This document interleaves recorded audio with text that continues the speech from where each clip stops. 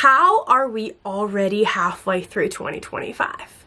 It feels criminal. It feels criminal. It feels like last week was Easter and next week is Halloween. It's crazy how fast time goes. And when you're a reader, you simply have to cherish time because you have so many books and so many hours to squeeze all of these books into. You know what I mean? It's insane. But I'm sure if you're watching this, you understand. So today, in honor of July 1st, I am going to be filming a mid-year book freakout tag. They're here, they're there, they're all up in your subscription feed, I am sure.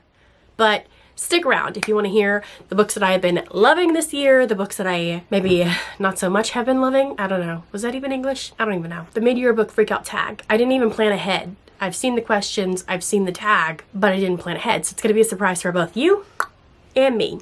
Let's dive in. Question number 1 is best book you've read in 2025. Now, I have a couple that come to mind pretty quickly, but the one that I'm gonna slot in this category is one that I think is going to be a best book for my entire life. One that I am going to constantly think about or want to reread or watch the adaptations of. One that I feel like really did something to me this year. Like, I cannot explain to you how much I enjoy this book, and I feel like a whole brand new bitch. No, I'm just kidding. I mean, but it's one of those kind of books. It's like it's this book. It's Wuthering Heights by Emily Bronte, and it is that bitch. It really did something to me. I feel like it altered my brain chemistry in a way that I didn't think a book could. I know that sounds so silly, but if you were in my brain, you'd probably understand. I haven't read a classic since I was in school because classics intimidate the shit out of me because of the writing, the vocabulary, the things that were said back in a backpack day aren't said that like that in these days, in these parts, you know what I mean? So a lot of the stuff, I'm not gonna lie to you, I had to reread. I had to Google a couple of things to make sure that I was understanding the story correctly.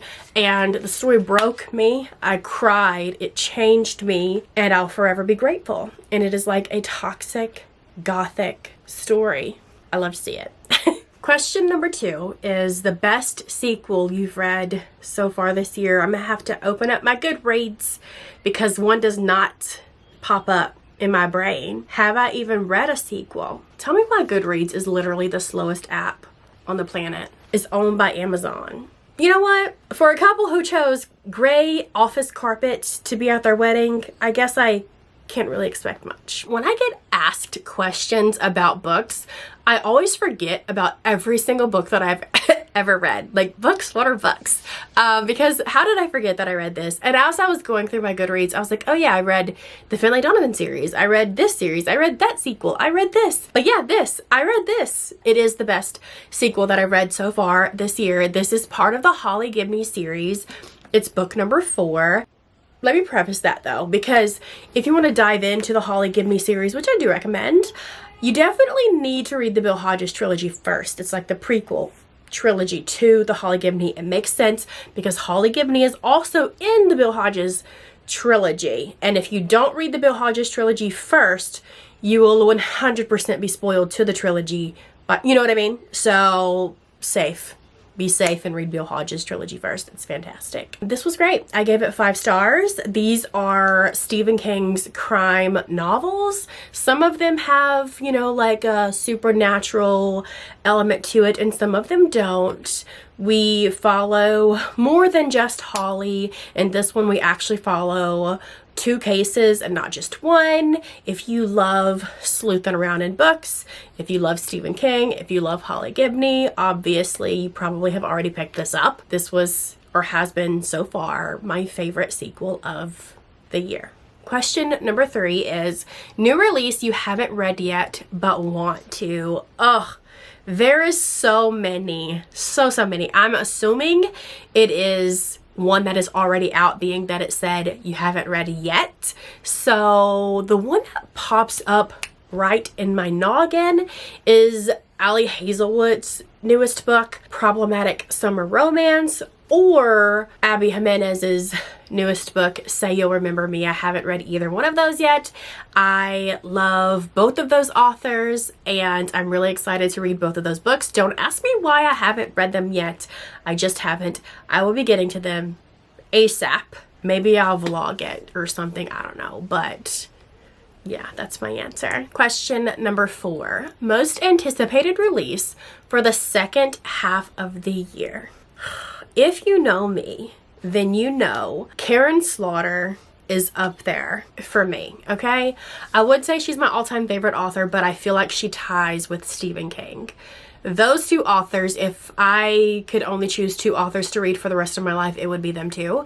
I connect and I love most of their works, and her new book comes out I believe in August and I'm super excited for it. I read everything by her, and you want to know funny story, I can't ever get approved for her arcs. I don't understand the madness because I feel like I talk about her a lot. I have an entire Karen Slaughter reading guide here on my channel. I'll link it down below.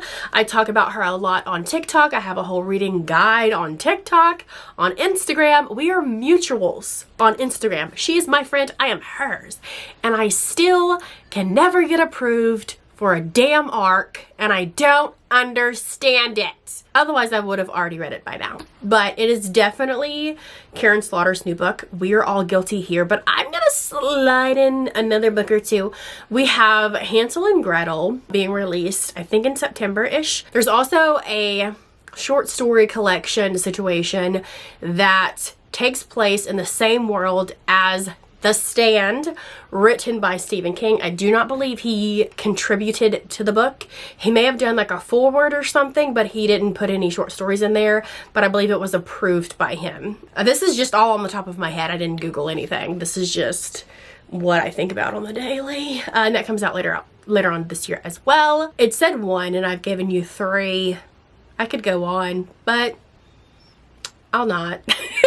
Biggest surprise is the next question. You know what? The book that I stayed up all night. I literally stayed up all night reading this book. My husband woke up and I was still awake. I read The Wall of Winnipeg and Me by Mariana Zapata. I feel like I'm kind of picky with my romance. There's like a particular formula that I like, and I finally found it.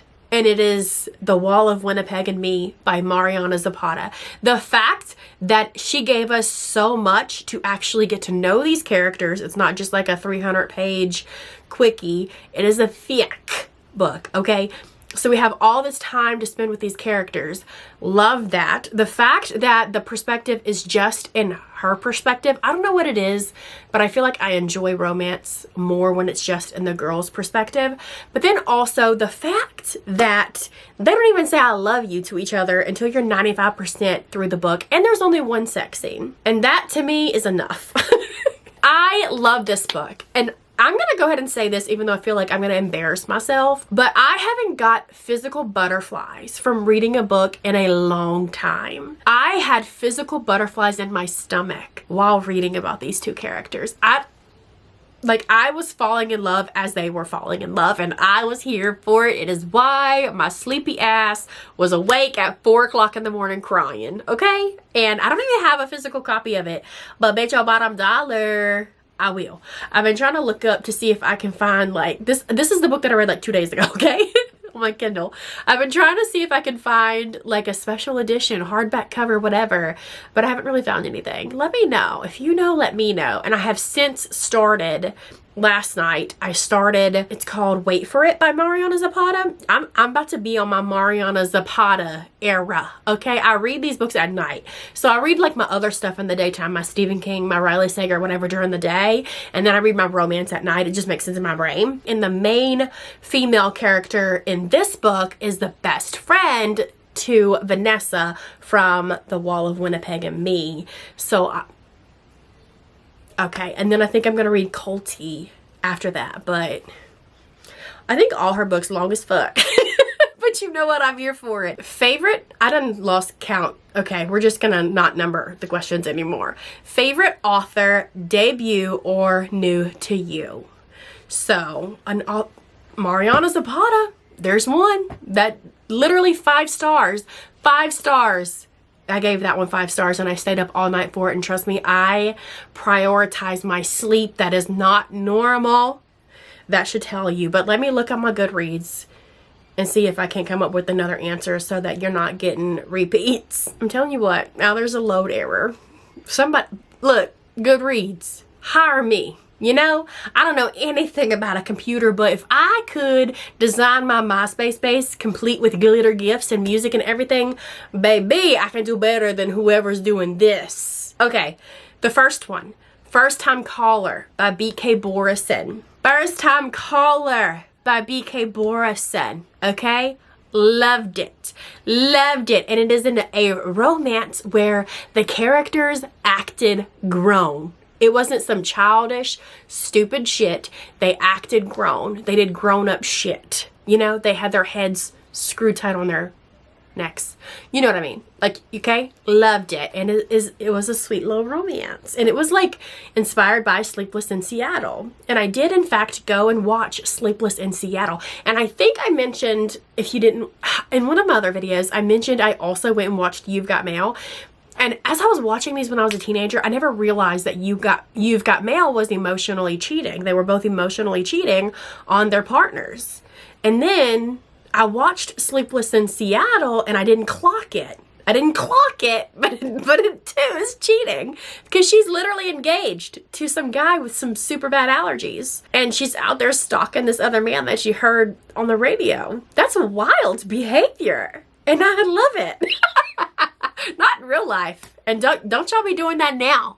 Okay? The 90s was different. Okay, and then I'm gonna go ahead and throw in Finlay Donovan, the series. So the author, Finlay Donovan by El Casamino. I read the entire series this year, and I even stalked the author to find a signing, and I went to it. That's how much I loved it. So here it is right here, actually. Her newest one. She signed it for me. Let me show you. Boom. I am obsessed with this series. If you just need like a fun time, something to just read or listen to get your minds off things. It's like funny, comical, murder, mystery type stuff. And I absolutely love it. Ate this entire series up. This is book 5. And at her signing, she said it's for sure going to be 7 books long, if not longer, but for sure 7. So we know we got 2 more coming. Actually, the cover of the newest one has just been released. I'll put it on the screen for you, but definitely recommend El Casamino. The very first book in the series is called Finlay Donovan is Killing It. Yeah, it's so good. Newest fictional crush is the next question. And I'm gonna tell you this, I don't really do like book boyfriends or things like that anymore. I did when I was younger, I don't know, like 10, 15 years ago. I was really head over heels with Dimitri from the Vampire Academy series, if that says anything about me. But recently, let me think, I really loved the guy character, again, from The Wall of Winnipeg and Me, also from First Time Caller. I'm trying to think of other romance books that I've read this year. I did read the new Emily Henry book, but it wasn't my favorite, and I didn't, like, the romance was good, but it wasn't, like, swoon-worthy or anything like that. I did read the newest in the Elsie Silver books, where the guy was a wrestler, and kind of gave me the ick a little bit, I'm not gonna lie. So not a favorite. Pulling out my Goodreads again. Yeah, out of all of the books that I read this year, the only ones that I would say are swoon worthy book boyfriend material would be from The Wall of Winnipeg and Me and First Time Caller. I really need to pick up a few more romances because I haven't really been getting a lot of good ones this year. I don't read a ton anyway. I read maybe like 1 a month, so it's expected to not have a ton. Okay, next question. Book that made you cry. First off, The Wall of Winnipeg and Me, cried.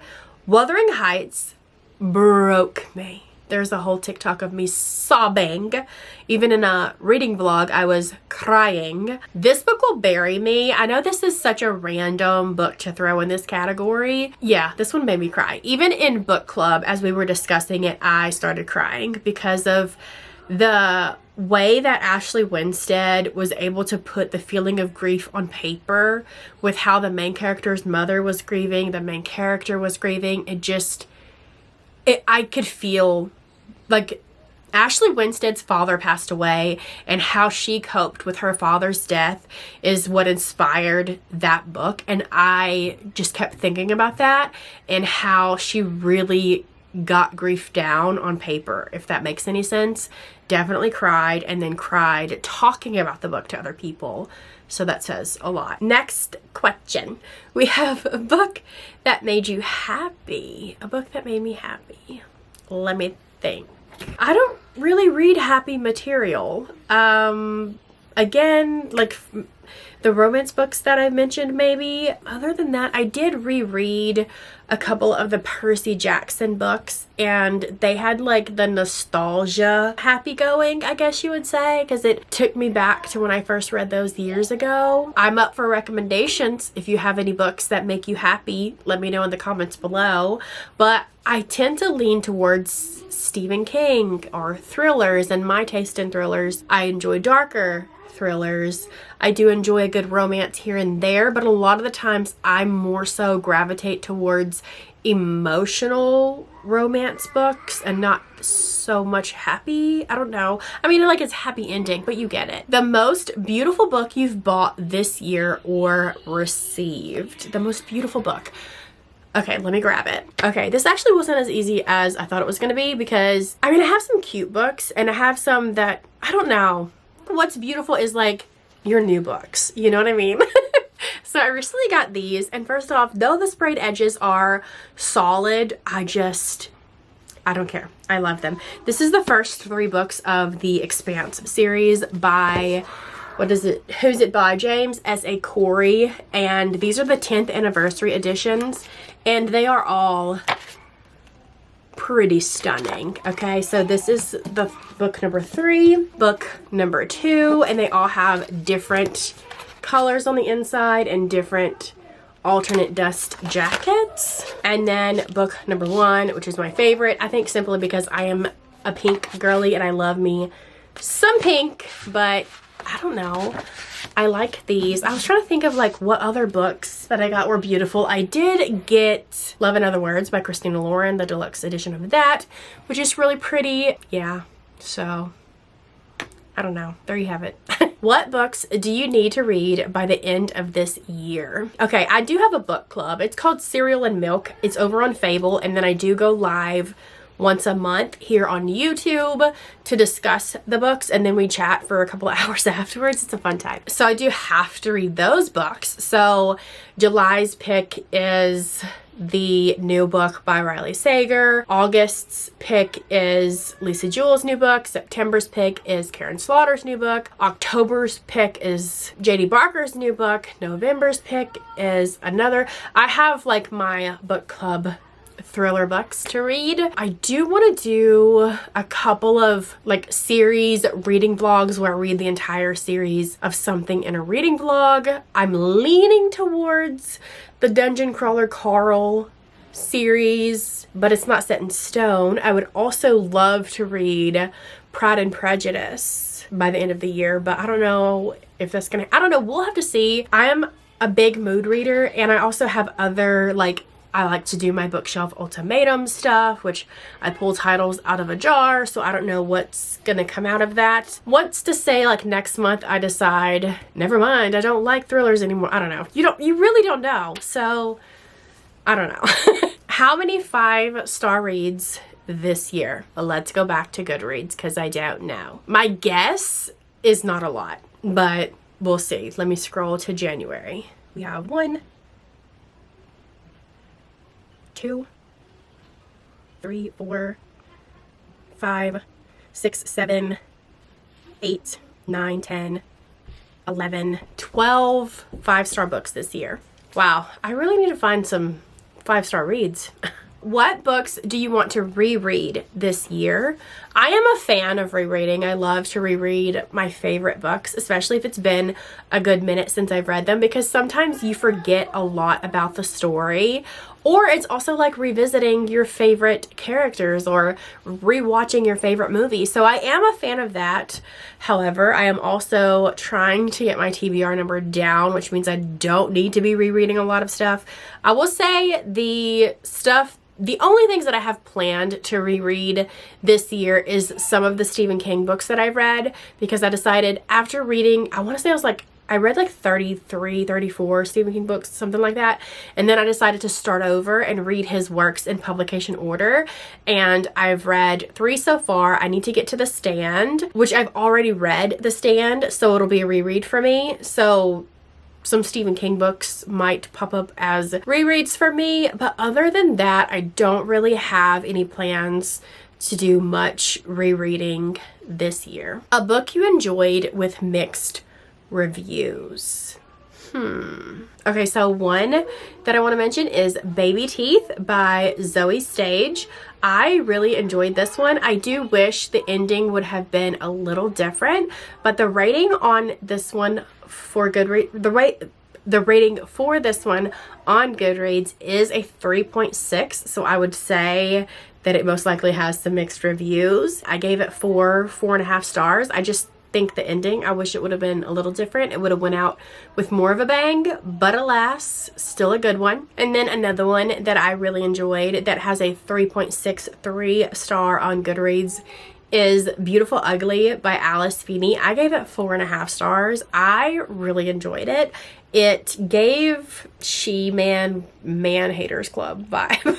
I don't know how to explain it, but I also really like island vibe books. Yeah, it's like Alice Feeney's, I don't know, good for her story, and I really enjoyed it. I would say it wasn't as twisty as some of her other stuff, but I still feel like some of the twists in there were really good. I think a lot of people's main complaint about it is it was really slow, but if you look back on a lot of her other books, they're also really slow, so it kind of tracks with Alice Feeney, but I really enjoyed it and I gave it 4.5 stars. 5-star predictions for the rest of the year. So I'm going to predict that I'm going to love the Dungeon Crawler Carl series. I do plan on starting that soon. I'm also going to predict that I am going to love more of Mariana Zapata books, or some Stephen King books that I get to that I haven't read yet, because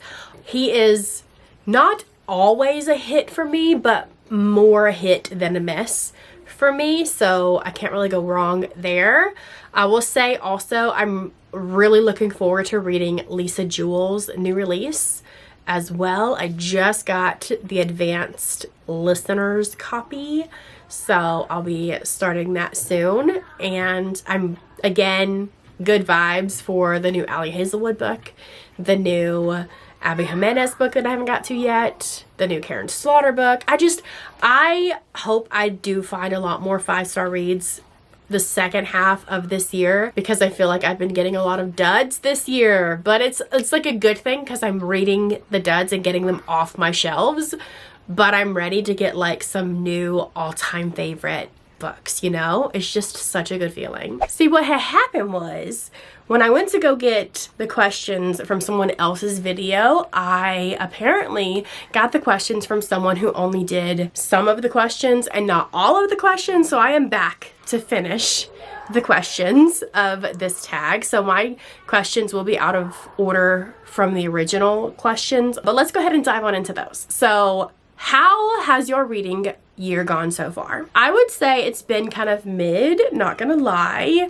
I've been enjoying doing like the Read It or Run Haul It, the Bookshelf Ultimatum, things like that, but what comes with that is a lot of duds, and it definitely plays a big role in how my reading goes for the year. So I would say mid. I don't know how it's gonna play out, but I definitely need to switch gears a little bit, I think, next year whenever I get a lot of these duds off my shelves. I like it because it's helping me get a lot of duds off my shelves, but at the same time, You know what I mean? I don't know what I mean. What is the best book you've reread so far in 2025?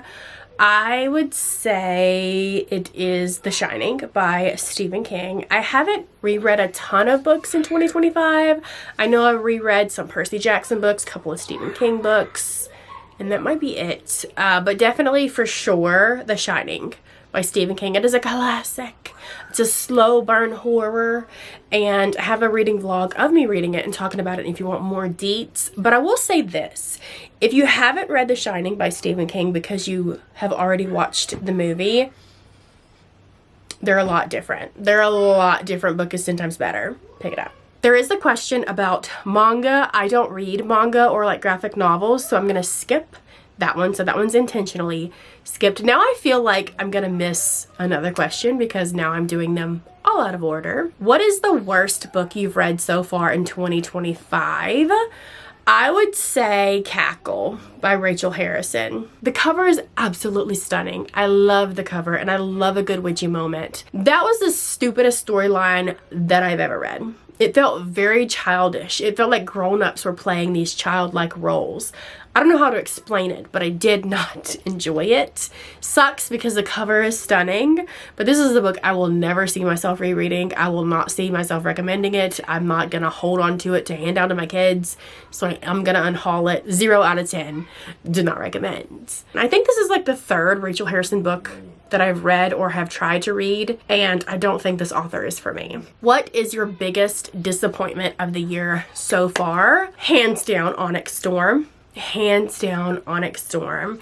Book 1, absolutely loved. Ate that shit up. It very much gave the reading vibes from like 2013, 2014, like those years when we had Divergent at the top of the class. We had Hunger Games. We had, you know, all of those dystopian. This one, like, I loved Fourth Wing. Loved Fourth Wing. I think the biggest mistake was her making the characters fall for each other so early on in a series, because now what do we have to look forward to? Oh, that's right. Bitching. That's all they do.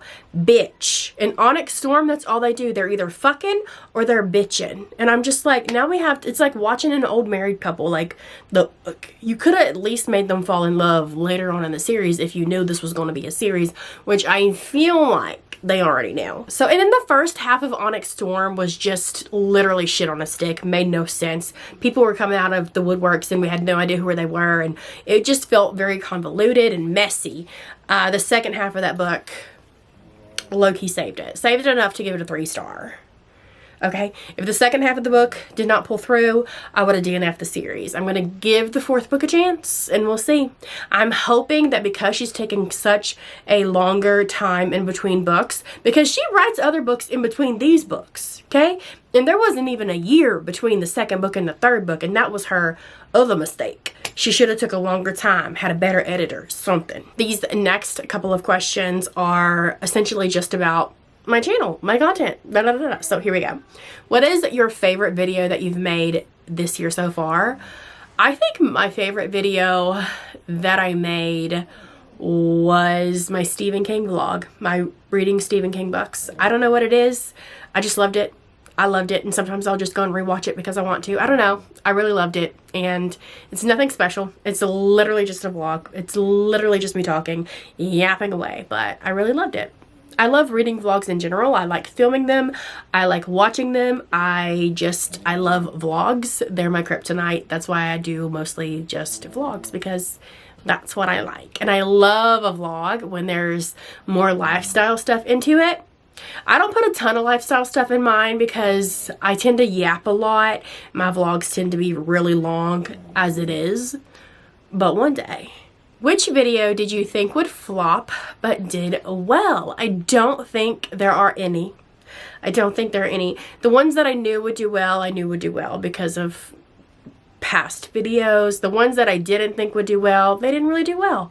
I could tell you there was some that I thought would do well that didn't, which was like my favorite Stephen King books video did not do that well. I mean, I'm grateful for the views that it did get. Yeah, I don't think there's really an answer to this question. Any upcoming videos you're excited to make? More vlogs. More vlogs. I really want to do some like reading vlogs outside of Read It or Unhaul It or the Bookshelf Ultimatum ones. I know that's what people love, and so I try to give you that because that's what you ask for. However, I really just want to do like a reading vlog reading summer romances, a reading vlog reading, I don't know, the Lord of the Rings trilogy, a reading vlog reading Game of Thrones, like books that I am really excited to read and I've been waiting to get to for a long time, things like that, where I pick them myself and I can like slowly enjoy them. I don't know, but yeah, I love reading vlogs. Other than that, I don't know. One thing that I don't really like is sit down vlogs, videos like this. Not that I don't like them, it's that I hate prepping for stuff. A lot of the times when you do like sit down videos, you have to really prep and go over the books and make sure you know everything about every book so you can sit there and talk about every single book that you're recommending in that video or whatever. And sometimes I'm just like, my brain is not there. Okay, my brain is like, so reading vlogs just work for me. And the last question is, any channel goals by the end of the year?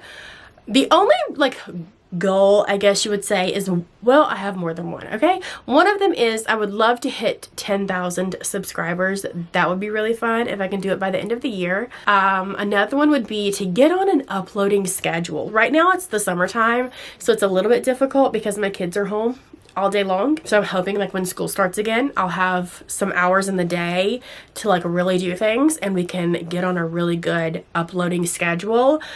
An idea is like Wednesday and Saturday, but I don't know. We'll see. Another goal would be to, I don't know.